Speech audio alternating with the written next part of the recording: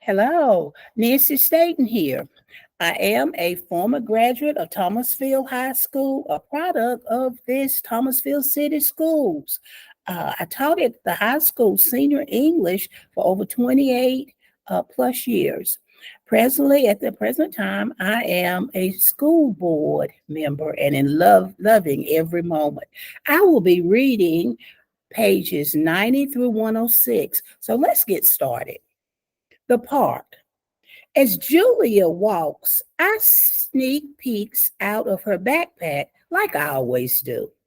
We pass the meerkat family poking out from their den holes like the whack-a-mole game they used to have at Max Mall. I see the flashy flamingos with their one-legged balancing act and the terrifying beautiful tigers. Even their cute cubs give me the willies. Families, I've noticed, take a lot of different shapes. Jim and Joe, the penguins, adopted an abandoned egg, and they are the sweetest Staton parents you ever saw. I see it with humans at the park too. Families of all shapes and sizes and colors and genders, and yep, they all seem to do just fine. We round a corner past Sea Otter Alley. Oliver and Olivia are floating calmly on their backs, holding each other's paws. It's pretty adorable, I have to admit. But me, I don't need the trouble that comes with families. Babies balking, toddlers whining, spouses nagging. Talk about a design flaw. Change. The park's pretty big lots of twisted paths and fascinating smells. All the parks have names. There's the African Aviary, the Outback, Penguin Cove, Lemire Land. It's like puzzle pieces of the world. A little Africa here, a little Asia there. Dogs, you can find us pretty much everywhere. Our territory is Earth. As long as we're hooked up with humans, that is. Along the shady paths, volunteer guides will answer your questions.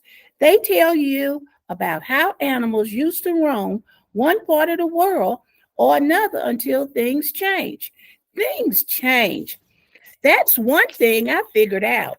Don't ever assume a little patch of the planet belongs to you. Things change. Boxes go flying. My inner wolf. On my way, we always stop by the wolf habitat. Julia loves wolves, perhaps because they remind her of me. You have to look hard, maybe squint a little, but if you try, you can catch a hint of my inner wolf. In it's in the eyes mostly, also in my distinguished profile. I dream I'm a wolf sometimes. And when I wake up, I'm panting and my fur's on alert, and I'm feeling, yeah, the world could hurt me, but I could hurt the world right back even harder. Like there's a dangerous hard part of me chained inside, struggling to go free and just, I don't know, get even. Then I say, what's for breakfast? Come.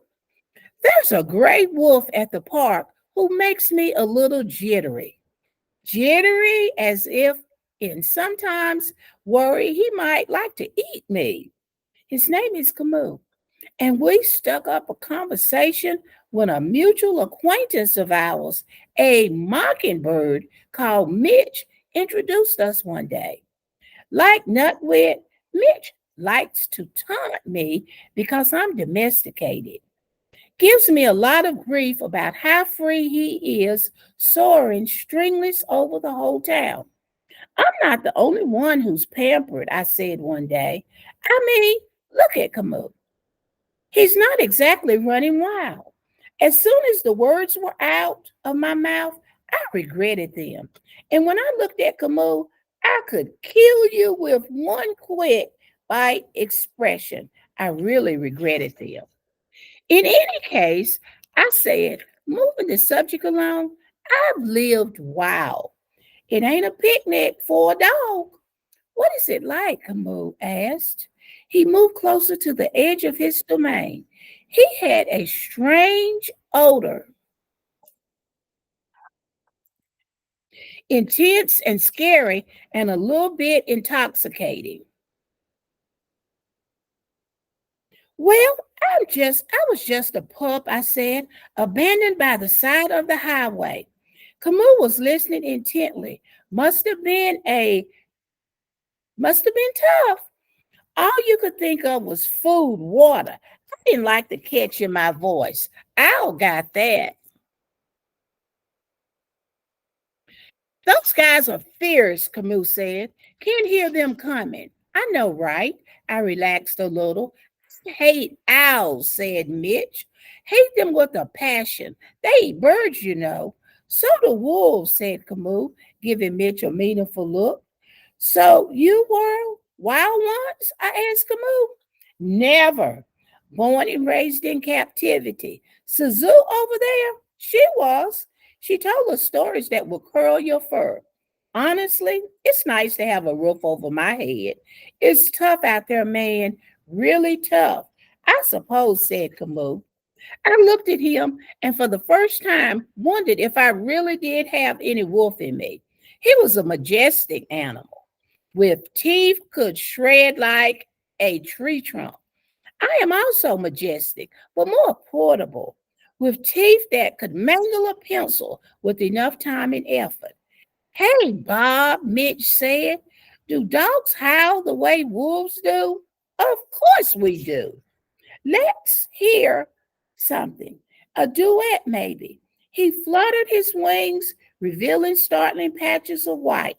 Do you know, talk to the animals, the play on the carousel? Go away, Mitch, said Camus, with just the right amount of menace in his voice.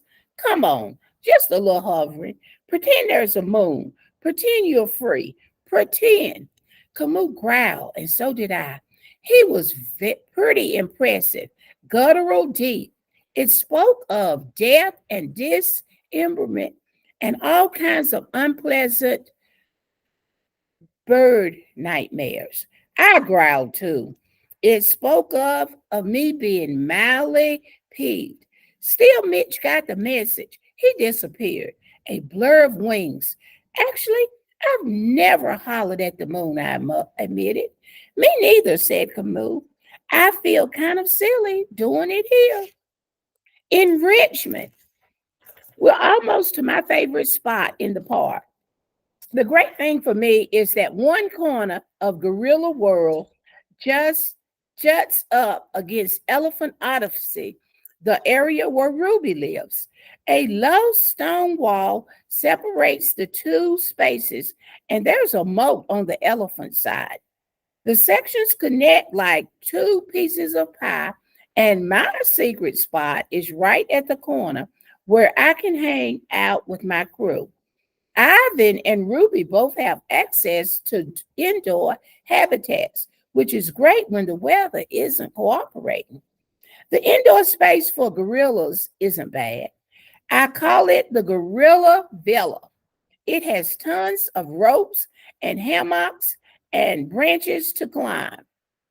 Humans watch through a thick wall of glass while the young gorillas run around like kids at recess. But whatever Julia and I visit, we almost always find Ivan and Ruby outside. We trudge up a little, though it isn't much of a hill. We live in a pretty flat part of the world. From there, I can just see about everything: the park, the parking lot, the creek. Far beyond that, every now and then, I can even catch a glimpse of the ocean. My secret place is a little hard to get to, right near the keeper's shed, nicely hidden by trees and bushes. Under a big magnolia tree, there's a bench shaped like a gorilla holding out his arms. Julia likes to sit there and draw. Sometimes she does her homework, which smells like frustration with a hint of eraser. Whenever I visit, Julia props me up on the stone wall that separates Ruby's world from Ivan's. Visitors can't see me, and the keepers pretend not to see me. If they caught any other dog there, he'd be out in a heartbeat. But Ivan and Ruby and I have a history. I make them happy. I'm what you might call enrichment. At the park, they try to keep the animals engaged with surprises and challenges and changes to their environment. That's what enrichment is all about. The gorillas get watermelons to demolish and boxes to hide in and markers for drawing.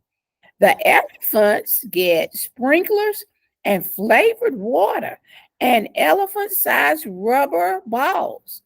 Not exactly like a day in the real jungle, of course, but the keepers try hard as they can to make life interesting. For Ivan and Ruby, I'm the ultimate enrichment. I'm their best pal. Walls and bad guys. Julia takes me out of her backpack and I settle onto the wide stone wall.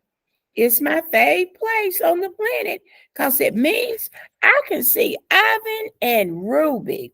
And I also kind of hate it. Walls will do that to you. Ivan, being Ivan, is a mellow kind of guy. Takes the good with the bad, only gets angry when he really needs to. When I complain about the walls at the park, he says, walls keep the animals in, but they also keep the bad guys out. Of course, gorillas don't have a whole lot of bad guys to deal with, elephants either. So humans step in to fill the void. Dogs, sometimes it feels like we have enemies galore. Everyone wants a piece of us. Humans treat us badly. Cars really have it in for us.